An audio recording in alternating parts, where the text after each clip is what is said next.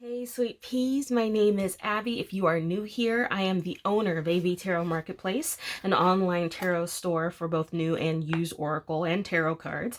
I'm also a professional psychic medium and tarot reader, focusing on all things relationship, both ancestral, romantic, and past lives. So if you are new here, please subscribe so that you are notified when I upload more videos about all said topics. Let's go ahead and dig in. In this video, I'm going to do an unboxing of a deck that I literally do not remember the name of. I only say that because I was reached out to by the publishing company. I believe it's pronounced Dubai, and they do some tarot decks that I've reviewed in the past, but anyway. Hey, sweet souls, this is Abby from AV Tarot Reading. If you are new here, I'm a professional psychic medium and tarot reader, and I focus on all things ancestral, romantic, and past lives. In this video, I'm going to be doing an unboxing of a Dubai brand tarot deck that I actually do not recall the name of, so this is going to be a surprise. I am going to review it based on a few criterias that are important to me as a professional psychic reader, as a product designer, as a reseller. There's a couple of things that are really, really important and are important to other people in the community as well. So we'll chat about it. We'll talk about it and we'll dig in further. So let's go ahead and open it. So I cut the label previously. I've cut the label previously. So let's just go ahead and hop on in. Hopefully I won't ruin a nail trying to do it. So I'll have to take a peek. So my understanding from what the rep told me is this is a completely new title for them. So I love one, snug as a bug in the rug. I love that. Bubble wrap is useful.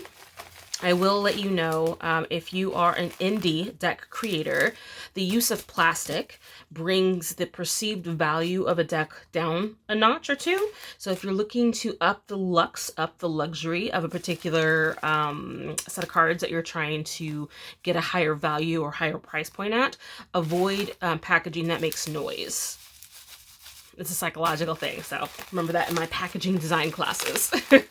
It does protect the box, so no harm, no foul there. Just, you know, tidbit for the masses. My nails are sticking to this, and I think it's just because I got it done a few hours ago, so maybe they're still a little tacky. So let's open it. So I think this is just me. So the fact that it's sticking is just me, because my nails aren't sticky. This isn't sticky in itself, but the two together... This is gratifying. I want to keep doing that. Anyway, so what is this? Ooh, the Guiding Light Tarot. This is actually a set that I have no clue about. I have no knowledge about this one coming out. So on the back, just says the Guiding Light Tarot Prism Edition is a set of 78 cards that invite you to look deep into yourself, exploring your mind and your soul, inspired by the way light casts shadows on figures and objects, and accented with color. These cards reveal the potent imagination of artist Victoria Iva. She has created an intense deck that interprets the themes of inner purity, emotional struggle, spiritual strength, and soulful growth through her otherworldly representation of each card. With this deck, you'll be able to do powerful personal and professional readings. Says in addition, and thanks to the durability of the cardstock and very high quality print techniques, these cards will retain their vibrant appearance through many readings over the years and years of use. The reason that I have to laugh is because I sometimes think, you know, you need to let other people say this about your work. Don't you say it about your own work. It just seems pretentious in a small sort of way. But, you know, that's just me. I'm a weirdo in that regard. So yeah, this deck with this deck, you'll be able to do powerful personal and professional readings. Okay. How do you measure that? How do you measure that? How do you measure power or impact? How do you do that? I'm sure there's a way. I mean, I use reviews to know if I have, if I've left value, if I've done meaningful work. I ask for feedback. So maybe that's how you measure it. Anywho, plastic cover off. It looks like it's a magnet rigid box enclosure. I'm just noticing I see fingerprints on the... We're going to say those are mine. I do love the prism, though. That's kind of useful. So, pop them out. Lots of edges. I dig it. This is a little guidebook based on the tarot interpretations of Edward Wyatt. Okay. So, I'm assuming this is Rider-Waite-Smith. I would open directly to the Tower. Let's see. The Tower represents sudden unexpected changes that take something we have built over time and quickly forces us to start over or reset. The Tower, as an archetype, is the 16th encounter for the Fool, teaching the lesson that life is a construct that can be blown up at any time, focusing us to make unexpected adjustments. That ain't half bad. I'm one of those weirdos that doesn't tend to spend a lot of time with the guidebook. I need to more. Like I want to respect the written work more, but because I'm such a weirdo, I tend to focus directly here or my other skill sets. So I need to focus here more. Artist's vision was liberation from what is false through destruction, collapse of conventions too long stagnant, upright and reversed, unexpected change, sudden catastrophe, and blowing things up. That's interesting that it has an upright and reverse. I tend not to read reversals just because it doesn't... It's easy. Maybe I'm lazy. I don't know. But it does look like it also includes upright and reversal meanings for those who are interested. Ooh, look at those lovers. That's pretty cool. So, yeah, this will be the review, and I'll decide maybe in the moment if we're going to do a flip through. Ooh, okay, so we're going to pull that off. That's fine. I'm just going to say, I am taken with this Fool. This is probably the scariest Fool ever. I love that though, because it's like, you know, we have this impression that the Fool is this naive and beginner and you know, gosh, a fool. And this is not the Fool. This is like, you know, the stuff of nightmares. So I'm kind of like, as a morbid person who kind of sees the dark end of life often, I kind of dig that. Okay, so let's look through. I love that it's not sticking together, so manufacture is good. I'm not a personal fan of the high gloss because for me it's super slippery, but some people like that when it comes to shuffling. So I'm just going to look through a few of these cards. We're going to bring the camera down a bit so we can like look together, and hopefully the glare isn't blowing the screen out. So let's scroll in, or scoot in. It is a little bit. Let's see. We're going to get this together, darling. There we go. Yeah, we'll just do this. So this is the Magician. Huh. Dude, I bet you anything this would be great for dream work. Huh. Or psychological work. Psyche, archetype, that kind of thing. Hermit. And put a sting. Okay, now I feel like I'm too close. You're gonna see my computer here in a moment if we're not careful.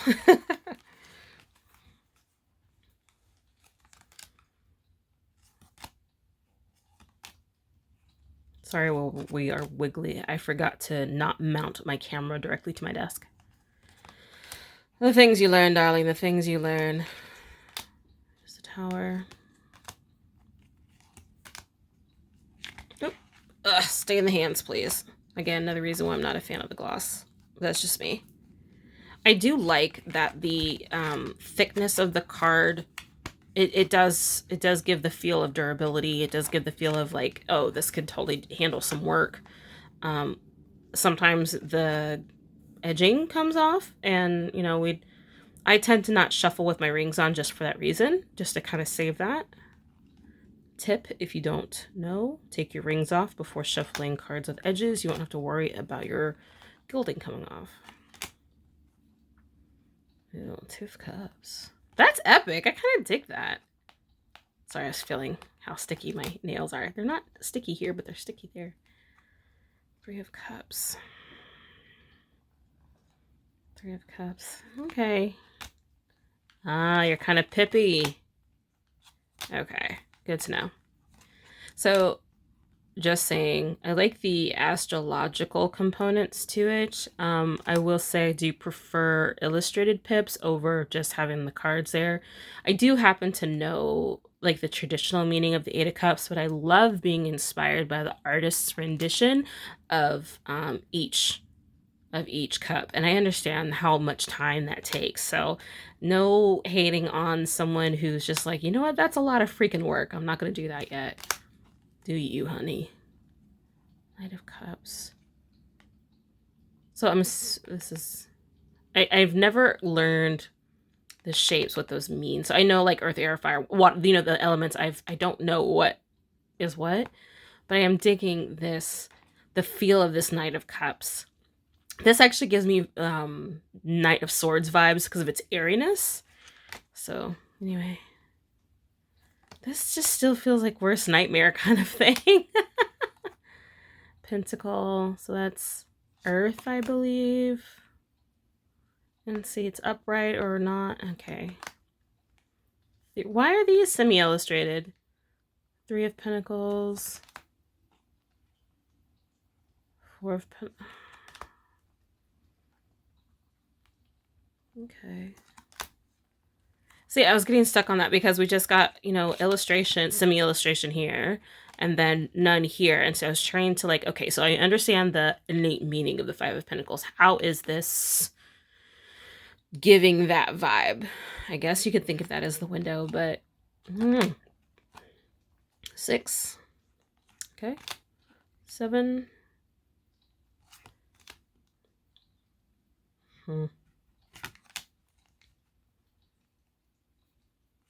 Yay. Whew, it looks like a vagine. Page of Pentacles. Knight of Pentacles. Classically, the feet are down, if I remember correctly. But artistically, it's interesting. Them swords, darling, them swords. See, like this. This is just anxiety-ridden. It's definitely doing that job. This is interesting.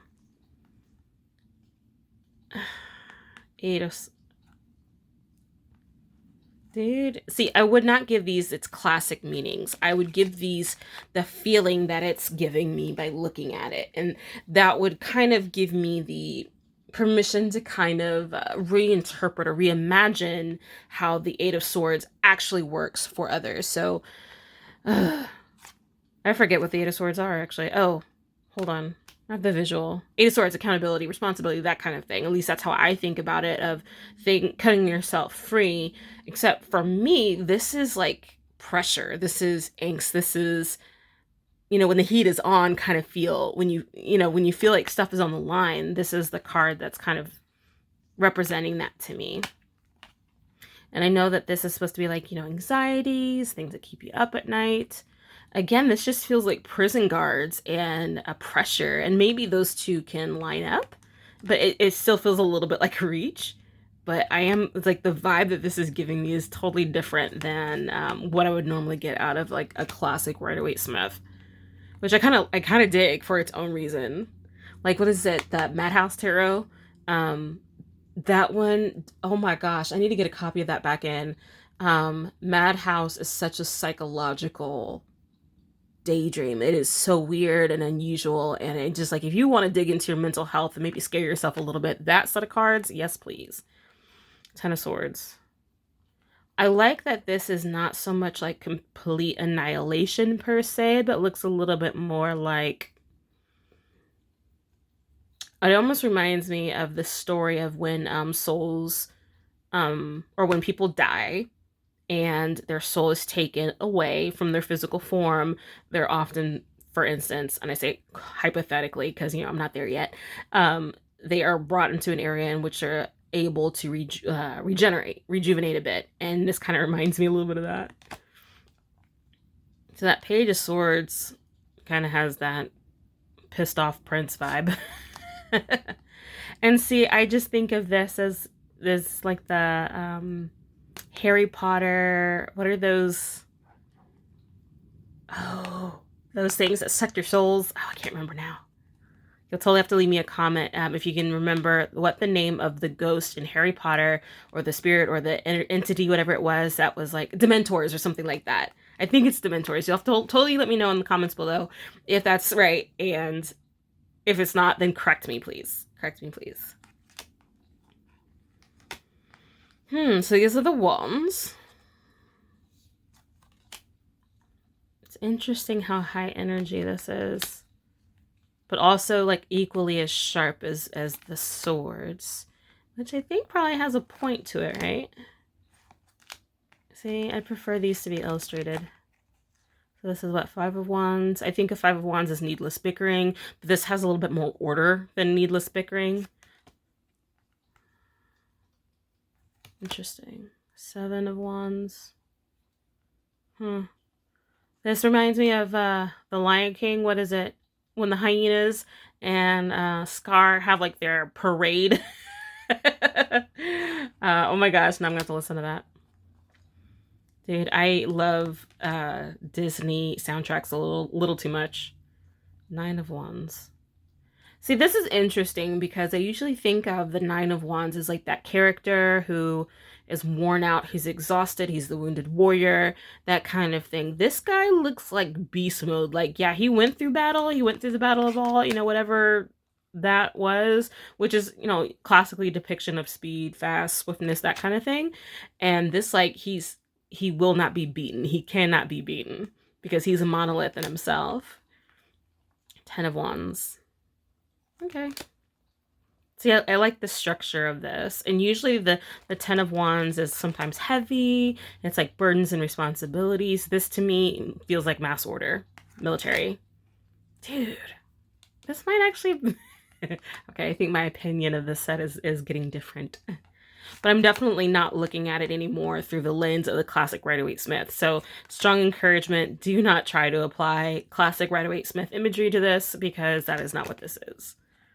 At least the feeling wise, anyway. Who are you, darling? No, St. Peter, you illustrate books, create tarot cards, you paint, using your art to explore politics. Sweet. Black Art Victoria. Her birthday is Christmas Eve. She's younger than me. She's 10 years younger than me. 10 years and a little bit. Oh my goodness. Okay, so, well, we just did a super quick walkthrough, or I think of it as a super quick. That's probably actually not quick. I do super quick walkthroughs all the time in my shorts on YouTube. If you want to see quick walkthroughs, that's a quick walkthrough, and it's not even like the full deck. It's like 15 seconds of, here's the highest features of this deck, moving on to the next one. So now, the feel of the deck in itself, and I'm just going off of the tactile mechanics of it, feel just fine. Like, no issues, no qualms. I don't feel any rough edges. It's super smooth. It's well manufactured. I don't look for perfection in my cards. I know a lot of people do. I feel that builds character, but this feels like a well made... this was done by a well-done machine, basically. Someone's tools are on par. So I dig it. So I'm going to move the camera a little bit more perpendicular to the table. There we go. And let's play with some shuffling and some small reads for myself. Let's see if this gives us enough space. Just a sec. Ooh, okay. Just want to make sure we're still in frame. Okay, so I'm going to go ahead and take my rings off. Give this a good shuffle.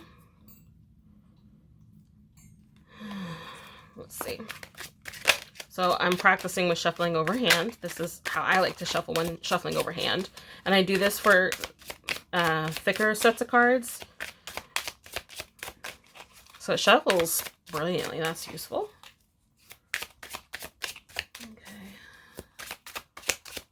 I feel myself kind of slipping into like slightly liminal space. So I like if you pull specifically using hoppers, obviously it's giving those. I sometimes do, I sometimes don't.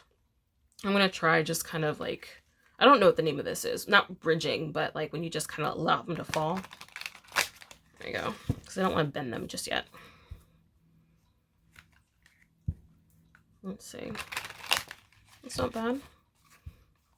They're not arcing at all. We'll see what they do when they bridge, if if it seems worthy. Not worthy. Possible. That's a better word for it. There we go. Oops. Come on. There we go. I do like that they do have a good flex to them, though, because sometimes I don't even feel like shuffling some days, and I just want to, like, I'm going to pull a card. Dun, da, da, da, da, da, da. There we go. That's the card I'm going to pull. Bow, boom, pow. It's Ten of Swords. That kind of makes sense as to how I felt in that moment when you don't want to shuffle. Okay, let's see if we can get a little bit more deck thoroughfare. So we got hoppers. That's useful. Again, I'm not pulling cards for a read. I'm just kind of feeling how it works. So I love that it you know, when it pops, it hops. So that's useful. You want to see what the cards are? So first one was the Magician. Actually, I think the first one was this one. Page of Pentacles. The Vagine. Vagine. It actually kind of looks like it has a... Anyway, I'm sure that was deliberate. Magician. Strength. And the Lovers. Ooh. No clue, because I have no context. I know what the cards mean individually. I don't have context as to what question it's answering or what topic is it discussing. All right, so let's try to bridge them and see how that goes. Okay. I get scared. I don't know why. I feel like I'm hurting them, but I know I'm not. But some cards just feel great to bridge, and I think I'm too nervous to bridge these. God, this is going to get them all backwards. Yeah. There you go. Okay, don't bridge because they have no grip to bridge. So we'll just keep with the overhand. Okay, let's pull 3 cards. What does this deck want me to know about itself? Let's say if this deck was a person, what would it want me to know? 9 of Swords. Oops. 2 of Wands. Okay, let's do one more card. See, hoppers are good for this. I could totally see how someone could do a fandom and pull easily, which we'll probably do in just a sec. Just for example, I'm going to get one more hopper. Come on. Is it this one? Oh, we'll just go with these. Oh, definitely not that one. Okay. 3 of Swords. It's a heady. Look at the bottom. 9 of Swords, 2 of Wands, 3 of Swords. What would I interpret that to be? What would this deck like me to know about itself? I have such a tan on my hands. Oh my gosh. 9 of Swords. Angsty. Or sorry, it's making me angsty. It's like, it's giving me thoughts about like, when you're anxiety ridden and you don't know why. I feel like this is like what this card could be very, very useful or connected to. And the 2 of Wands is that momentary, see that this character is not looking at me. This is like looking at something else, but his head is almost looking down. So I feel like this is almost like a self-reflective 2 of Wands. And then the 3 of Swords. I know that this often denotes like heartbreak or disappointments and that kind of nature, but this almost has this connotation about maybe the things that we subject ourselves to, even though they're not that good for us. So, what did you like to see? This just seems like the deck of cards that would be great to tell you all about yourself or your bad habits or the things that you should be doing differently in your life. I feel like this is not your warm and fuzzy deck. This is all right, let's cut into the meat of your bones. Let's get into, and maybe if you're doing shadow work or if you're just that kind of hard-edged personality and you go for hard-edged sets of cards, outside of this being a super slippery set of cards, I'm thinking this imagery might be right up that alley. So what do I need to know to make that better? And I'm just gonna pull off the top. The Star. The Tower. 6 of Pentacles. What do I need to know? It's like the first impressions it gives me. The Star I tend to think about as focus, but this to me is like also warped focus. But I see the star or the planet out in the background. So this to me almost feels like if you have this perspective on Earth, if you've seen these pictures of Earth from a slight distance, so that you see the curve of Earth, and then there's like Saturn in the background. That to me is that. So there's like perspective. Yes, perspective. Tower. We were just reading the Tower, right? It's like, well, I know the Tower meaning classically, but in this, it just feels like this separation of church and state. The separation of there's so much, like, from what is to what was, separations in that regard. Also, if you look closely, you can maybe even think about this as like a bone resetting. Like it broke, but now it's starting to heal a bit. So maybe this tower isn't so bad. However, is that a black hole? Am I seeing astrological components here? I see like planet here, black hole there. Huh. Moon here. Okay. What's we doing? What's we doing? Six of Pentacles. What's the classic? That's usually generosity. See, and now I've gotten all distracted putting my rings back on. Six of Pentacles. See, this kind of also gives me like rhythm and routine. You know, I remember the Eight of Pentacles is a little bit more like that. This just gives me that. That obnoxion of, you know, how if you do the same thing over and over again, you're going to just pull your hair out. This feels like, to me, like the medicine for this is the routine of things. Because yes, there's perspective and there's obviously a wound. It's knitting itself. It's healing back together. But now we have this rhythm and routine that we need to get in, because through that rhythm and routine, things can actually get better. Things can actually grow. Through rhythm and routine, we've had evolution. We've had, you know, planet, you know, life being able to spring up on this planet, that kind of thing. Through rhythm and routine, life can occur. So, all right, sets of cards. All right, you.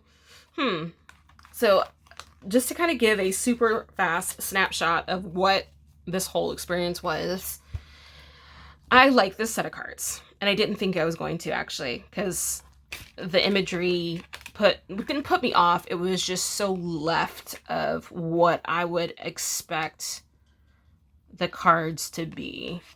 And the more I'm playing with it, the more I'm seeing other aspects. Like, I understand that's like a full moon. Not full moon. This is a lunar eclipse. And there's parts of it that just don't ring true to the classic Rider-Waite-Smith. But if you don't look at this like a Rider-Waite-Smith and just look at this as a tarot cue, and read it intuitively and viscerally, and then I can imagine that you could get some interesting work out of this. Now, I'm not even going to say you could get powerful personal and professional readings. I am not going to be the judge of that. You be the judge of that and totally let us know what you think. But I could see how this could be wildly useful for personal work, self-development work, psyche work, shadow work, that kind of stuff. Like when you're really trying to stop them bad habits that you got going. This is definitely not the warm and fuzzies. This is not the to make myself feel better. This is, I'm looking at an x-ray of yourself because you've gotten a broken bone, or you have an abscess and you need to have it lanced. That's this kind of set of cards. It's super sharp in its edges. It's lots of edges, lots of points. And it's slightly uncomfortable. And there's something about that I like, because I'm kind of that way as a person. But, yeah, I think I like this a little, there we go, a little more than I thought. So yeah, totally let me know your thoughts. What do you think of this particular deck? Would you use it? How would you use it? Would you use it professionally? Would you use it personally? Oh, my computer is doing things. Anywho, let me turn that off. There we go. Perfect. Totally let me know your thoughts in the comments below. I'd love to hear. I'd love to hear. I think this deck is going to go ahead and be put up for sale in the marketplace.